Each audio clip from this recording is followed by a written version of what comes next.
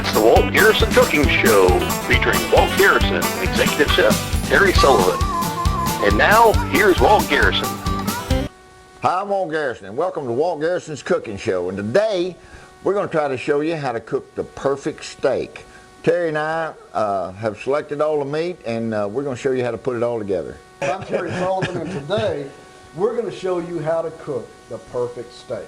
We're going to show you exactly the way that we cook steaks at Walt Garrison's Prime Steakhouse in Flower Mound, Texas. Now, it's all in the process. I can't emphasize that enough, Walt.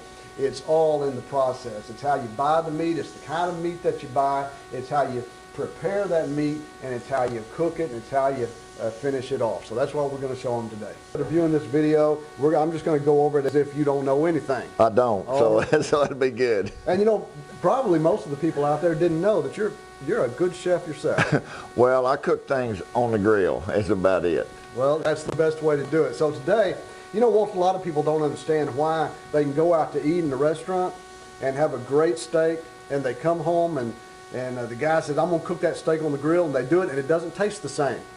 Well, the reason for that is because it's always in the process. Now, there's some things that go along with that. We're going to explain it. But more than anything else, it's in the process of how you prepare the meat and how you cook the meat. So the first thing we're going to do is we're going to talk just a little bit about buying the beef. Now, listen.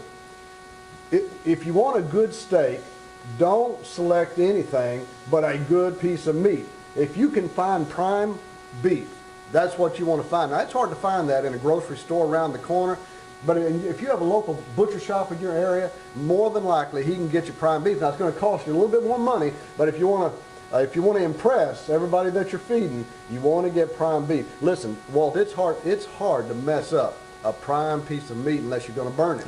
And I've done that before, and it's cost me. So, if you cannot find prime beef, please get choice. Don't get anything under choice. There's all different kinds of grades of meat, but usually in any grocery store, you can find at least choice. The reason is because prime and choice, they have the proper amount of marbling that you want to have a good tasting piece of meat, because it's all about, Walt, it's all about this marbling in here. And that marbling to some of you people is fat, but that's what gives it the flavor. That's exactly right. It's what gives it the flavor. That's why a lot of people like ribeyes more than any other cut of meat, because it's got a lot more marbling in it.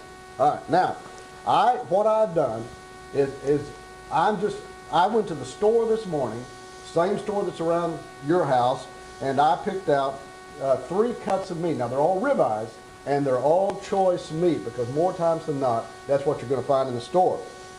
So that's buying the meat. Now, the next thing you got to do is you got to know that you don't prepare a piece of meat when it's cold. You don't do that.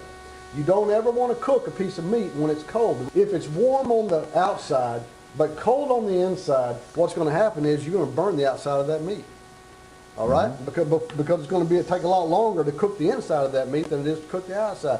That's why a lot of times you go home, you buy meat, you go home, you're excited to get on the grill, you open it up, you put whatever you're going to put on it, and you go throw it on the grill, and it's burnt on the outside, but it's not the right temperature on the inside. So it's important to make sure that you let that meat set out for about an hour before you ever begin to prep it, because you want that piece of meat to come to room temperature. It's got to be at room temperature.